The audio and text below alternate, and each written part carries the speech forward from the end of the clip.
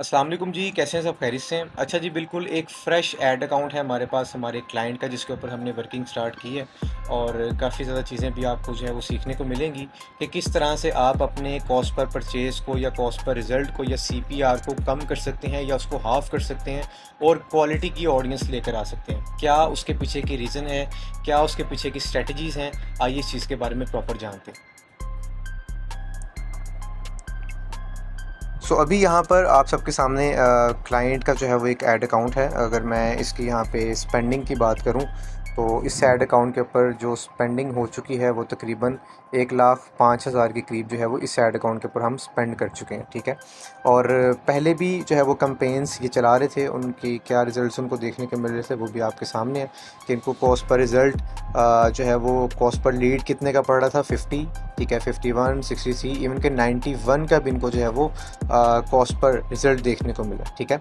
अब अगर यहाँ पर बात की जाए, जो उसके बाद हमने प्रॉपर रिसर्च करने के बाद हमने कैंपेन्स यहाँ पे रन की इनकी, और यहाँ पे जो है वो चीज़ों को लेके प्रॉपर चले, इनकी न्यू कैंपेन्स हमने डिज़ाइन की, ठीक है।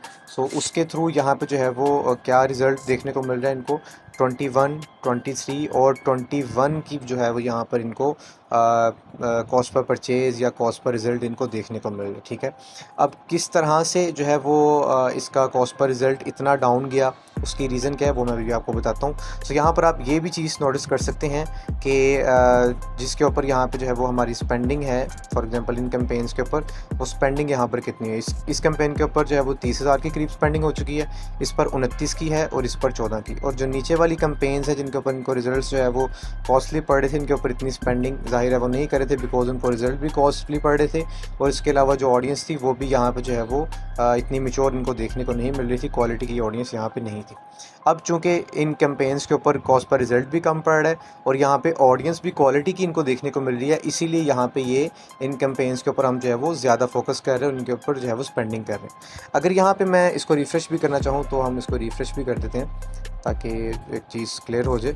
दूसरा, यहाँ पर अगर मैं इसको टुडे के स्टैट्स पे लेकर आता हूँ कि आज की डेट पे क्या रिजल्ट्स मिल रहे हैं, तो उसको भी देख लेते हैं। आज की डेट पे जो है इनको 17, ठीक है, यानी कि 17 रुपये की इनका कॉस्ट पर रिज़ल्ट है। और यहाँ पे जो है वो अगर बात की जाए इनके रिज़ल्ट्स की तो 69 इनको आज की बेस पे, टुडे की बेस पे इनको ये रिज़ल्ट्स देखने को मिले हैं।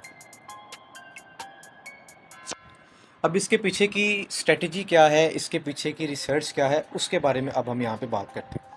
अब बात कुछ इस तरह से है कि हम में से ज़्यादातर जो मतलब अक्सर एडवर्टाइज़र्स हैं जो लोग काम कर रहे हैं मेटा के ऊपर, ठीक है, करते कुछ इस तरह से हैं कि हम ज़्यादा फोकस जो है वो अपना टारगेटिंग के ऊपर करते हैं, ठीक है। अब एक चीज़ आपने समझनी है, टारगेटिंग आप जितनी मर्जी जान लगा लें, टारगेटिंग के ऊपर आप रिसर्च करें, ठीक है, मैं इस चीज़ को मानता हूँ कि टारगेटिंग ज़रूरी है। अब मेटा का एआई सिस्टम इतना फास्ट हो चुका है कि वो ये चीज़ कहता है कि आप मुझे एक अच्छी ऐड कॉपी और एक अच्छा क्रिएटिव प्रोवाइड करो, ठीक है, अच्छी ऑफ़र के साथ, ताकि मैं उसकी बेस पे आपकी ऑडियंस को खुद ही फाइंड करूँ, ठीक है।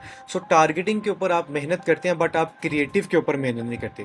अगर इसी तरह से आप क्रिएटिव के ऊपर भी जो है वो अपना फोकस करें तो आपको इस तरह के रिजल्ट्स देखने को मिलते ही हैं। अब किस तरह से हम जो है वो उनके रिजल्ट्स को ऊपर लेकर गए और इनके सीपीआर को, इनके कॉस्ट पर रिजल्ट को हम नीचे लेकर आए, किस तरह से, क्या ऐसी रीज़न थी कि जिसकी बेस पे हमें जो है वो इतनी कम कॉस्ट पड़ी और साथ ही साथ हमें क्वालिटी की जो है वो ऑडियंस देखने को मिली, ऐसी कौन सी रीज़न थी। तो ज़्यादातर हमने जो फोकस यहाँ पे किया ना, वो यहाँ पर हमने बायर पर्सोना के ऊपर वर्क किया। बायर पर्सोना के ऊपर प्रॉपर रिसर्च करने के बाद हमने एक न्यू क्रिएटिव को डिज़ाइन किया, जिसके अंदर हम ऑडियंस को एक क्लियर मैसेज दे रहे थे, क्लियर ऑफ़र दे रहे थे और बता रहे थे कि ये हमारी चीज़ जो है वो आपकी इस प्रॉब्लम को सॉल्व करेगी, ठीक है।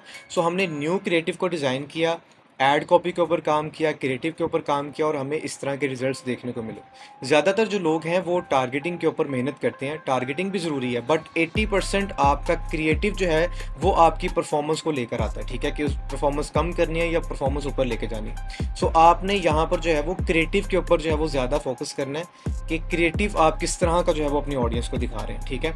अब यहाँ पर आज की डेट पर जो चीज़ें चल रही हैं ना, मेटा आपको ये कहता है कि आप मुझे एक strong creative, strong add copy मुझे प्रोवाइड करो, मैं खुद ही उसकी बेस पे आपकी एक्चुअल ऑडियंस तक, आपकी टारगेटेड ऑडियंस तक आपका मैसेज पहुंचा दूंगा। तो जब आपका मैसेज जो है वो टारगेटेड ऑडियंस तक पहुंचेगा अच्छी ऑफ़र के साथ, अच्छे क्रिएटिव के साथ, तो ऑब्वियसली आपका जो कॉस्ट पर रिजल्ट है, आपका CPR है, वो आपको कम देखने को मिलेगा और आपकी ऑडियंस की क्वालिटी भी यहाँ पे बेहतर हो जाएगी। ठीक है, सो इस तरह से आपने चीज़ों को लेके चलना है। आपने प्रॉपर जो है वो मैं पहले ही बताता रहा हूँ आपको कि आपने प्रॉपर बायर पर्सोना के ऊपर रिसर्च करनी है। आपने अपनी रिसर्च को कंटिन्यू रखना है। कंपेटिटर्स को लाजमी देखना है कि वो किस तरह का काम कर रहे हैं। ठीक है, उनको देखने के बाद, उनको स्पाई करने के बाद उनसे एक अनोखी, एक अच्छी चीज़ निकालनी है ताकि आप जो है वो उनको इजीली compete कर सकें और आपकी ऐड जो है वो परफॉर्मेंस में आपको ऊपर लेकर जा सके, आपको रिजल्ट ज़्यादा से ज़्यादा मिल सकें कम कॉस्ट पे। ठीक है, so moral of the story कि आपने यहाँ पर क्रिएटिव के ऊपर कॉम्प्रोमाइज़ नहीं करना, अपनी ऑडियंस को समझना है, अपने बायर पर्सोना को देखना है, उसके बाद आपने अपना क्रिएटिव डिज़ाइन करना है। तभी आपको जो है वो आपका जो कॉस्ट पर रिज़ल्ट है वो भी नीचे जाएगा और आपको रिजल्ट्स भी ज़्यादा देखने को मिलेंगे।